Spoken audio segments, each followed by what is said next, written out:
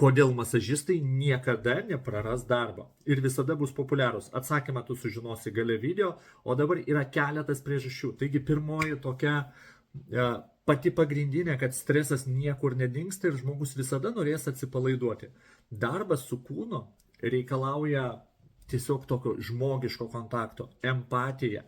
Robotai to niekada nepakeis. Kitas dalykas, vis labiau populiarėja sveikatingumas, holistinės medicinos tendencijos.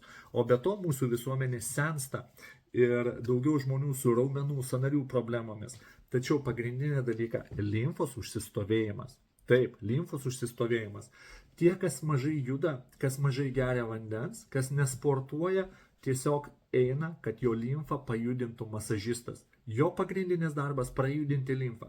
Jeigu visą tai pakeitus sistema, kada mes geriame vandenį, kada mes judame, kada mes tiesiog darome tai, kas kūnui yra reikalinga, viskas išsisprendžia dažniausiai savaime. Tačiau mažai kas tai žino, ką reikia daryti, todėl masažistai visada dirbs, visada turės darbo. O jeigu tu nenori mokėti pinigų masažistams ir prisimti už savo sveikatą atsakomybę į savo rankas, parašyk, aš tau išduosiu mažą paslaptį ir mažą sistemą, bet parašyk man tiesiogiai asmeninę žinutę.